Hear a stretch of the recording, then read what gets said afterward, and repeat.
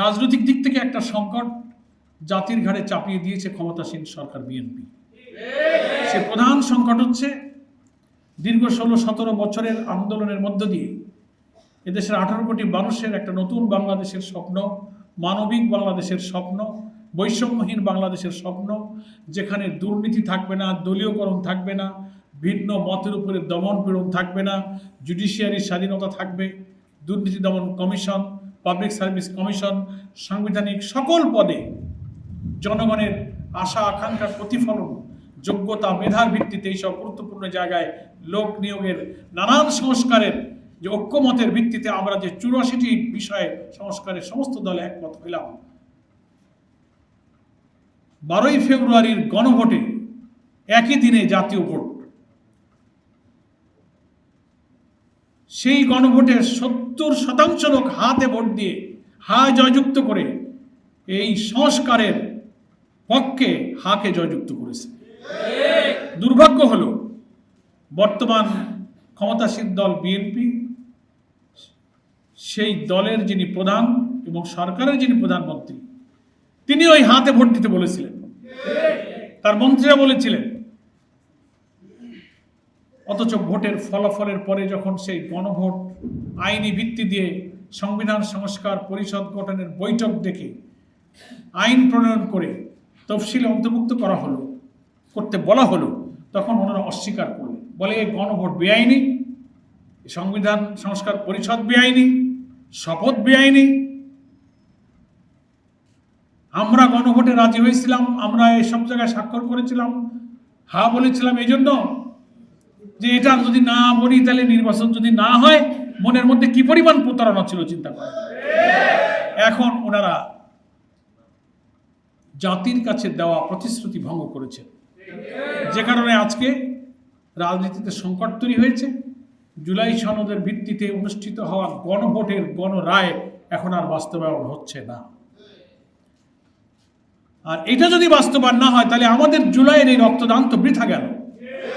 এই দেশ, এই শহীদরা যে দেশ দেখতে চেয়েছিল, যে দেশে দুর্নীতি থাকবে না, দলীয়করণ থাকবে না, ভিন্ন মতের উপরে দমন পীড়ন থাকবে না, আমাদের judiciary administration, police administration, public service commission, প্রশাসন, সব জায়গাতে একটা পরিবর্তিত রাষ্ট্র কাঠামোর মধ্য দিয়ে এমন একটা রাষ্ট্র আমরা বিনির্মাণ করব যে সেই কাঠামোর মধ্যে নির্বাচিত হয়ে যারাই ক্ষমতায় আসবে তারাই যেন মানুষের আশা আকাঙ্ক্ষা পূরণ করতে পারে দল মতের ঊর্ধ্বে থেকে।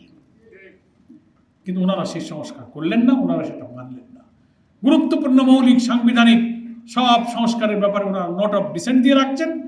ওনারা বলেন যে এই নোট অফ ডিসেন্ট সহকারে যদি জুলাই সনদ মানা হয় তাহলে ওনারা মানবেন,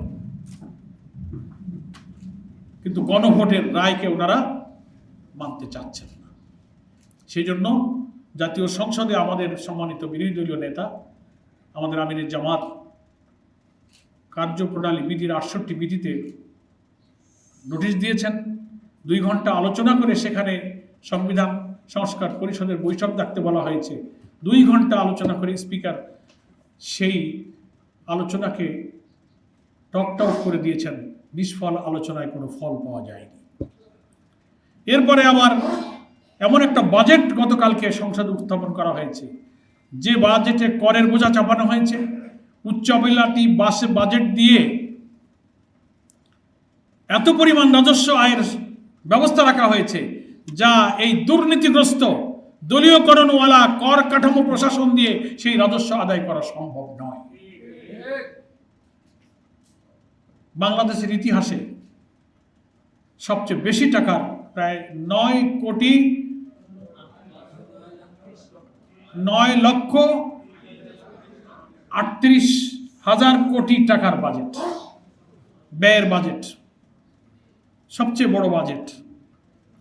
এবং এই বাজেটের রাজস্ব সংগ্রহের জন্য কর, বিদেশের ঋণের উপরে নির্ভরশীলতা, অভ্যন্তরীণ ব্যাংকের সূত্র থেকে ঋণের ব্যবস্থা এমনভাবে রাখা হয়েছে যে দুর্নীতিগ্রস্ত প্রশাসন দিয়ে এই রাজস্ব তারা আদায় করতে পারবে না। আর এডিবির এমন বরাদ্দ রাখা হয়েছে লুটপাটের জন্য, তার দলীয় কর্মী, ছাত্রদল, যুবদল, বিএনপি, প্রশাসক, ইউনো, চেয়ারম্যান, মেম্বারদের মধ্যে এডিপির টাকা এই জুন জুলাই বর্ষাকাল কাজ থাকে না, টাকা পড়ে থাকে, লুটপাট করে ভাগযোগ করে এই এডিপির বিশাল বরাদ্দের টাকা দলীয় কর্মীর লালন পালন আর লুটপাটের কাজে ব্যবহৃত হয়। এই জন্য আমরা এই বাজেটকে বলেছি গণবিরোধী বাজেট। এটার জন্য আমরা রাজনৈতিক দল হিসেবে বাজেটের উপরে যে প্রতিক্রিয়া দিয়েছি, যে সংশোধন করতে বলেছি, গত 9 তারিখে আমরা জাতির উদ্দেশ্যে একটা বিকল্প বাজেট প্রস্তাবনা আমরা দিয়েছি। সেখানে আমরা আয়ের লক্ষ্যমাত্রা, ব্যয়ের লক্ষ্যমাত্রা আমরা কম রেখেছি, ঘাটতি বাজেটে আমরা কম রেখেছি, রাজস্ব আদায়ের কর কাঠামো নতুন করে আমরা দিয়েছি। এর ভিত্তিতে সংশোধন করে একটা সংশোধিত বাজেট পাশ করার জন্য আমরা এই সরকারের প্রতি এখনও আহ্বান জানাচ্ছি। যেহেতু কেবল গতকালকে বাজেট পেশ হয়েছে, অর্থ বিল উত্থাপিত হয়েছে, এখন আলোচনা হবে, 30শে জুন সে বাজেট পাশ হবে। পাশ হওয়ার আগে এই বাজেটকে সংশোধিত করে যেন আমাদের রপ্তানি, আমাদের রেমিটেন্স, আমাদের রাজস্ব, আমাদের কর্মসংস্থান, আমাদের বিনিয়োগ, এই সমস্ত সংকট দূর করার মতো একটা জনবান্ধব বাজেট যেন প্রস্তুত করা যায়, সরকারকে সে ব্যাপারে ব্যবস্থা নেওয়ার জন্য আমরা অনুরোধ করছি।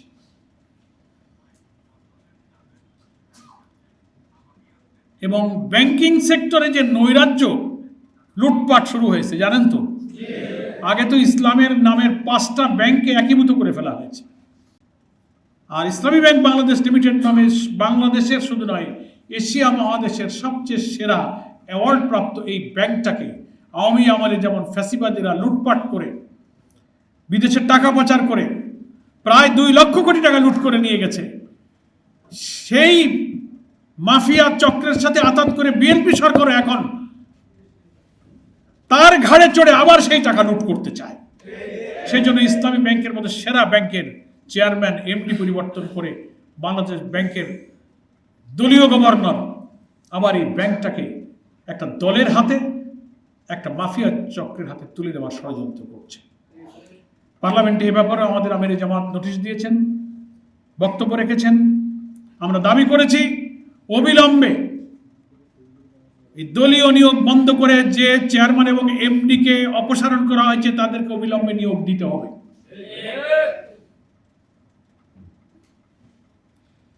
জনগণের হাজার হাজার কোটি টাকার আমানত আমরা আরেকবার সেই লুটেরার হাতে তুলে দিতে পারি না। ইসলামী ব্যাংক যদি ধ্বংস হয়, নৈরাজ্য হয়, তো শুধু একটা ব্যাংক না, এদেশের অর্থনীতি মাটির সাথে মিশে যাবে। তখন বিদেশের রেমিটেন্স ক্ষতিগ্রস্ত হবে, রাজস্ব ক্ষতিগ্রস্ত হবে, কর্মসংস্থান হবে না, বিনিয়োগ ক্ষতিগ্রস্ত হবে। জাতির সামনে অর্থনীতির এই সংকট যদি সরকার বুঝতে ভুল করে, যেমন গণভোটের রায় বাস্তবায়ন না করে এক মহাভুল করেছে, অর্থনৈতিক ক্ষেত্রে এই নৈরাজ্য, এই সংকট বুঝতে যদি আবার দ্বিতীয় ভুল করে, সব মিলে মনে হয় ফ্যাসিবাদীদের পথে যারা যাত্রা করে তাদের পরিণতি কি হয়, ওটা আগস্ট বিপ্লব থেকে তাদের শিক্ষা নিতে হবে। যা বললাম তা কি মাথায় ঢুকলো? এইটা জন্য কাম সামনে আসতেছে, কাম বোঝেন তো, কাজ, লড়াই, সংগ্রাম। ভয় টয় দিচ্ছে অনেকে, হুমকি দেয়, পার্লামেন্টে মন্ত্রীরা বলে কঠোর হস্তে দমন করা হবে, এ হবে না, সে হবে না। কি আর দমন করবেন? দমন যা আমরা দেখছি, এর যে আর কি করবেন? আমাদের তো আর হারানোর কিছু নাই, কি বলেন?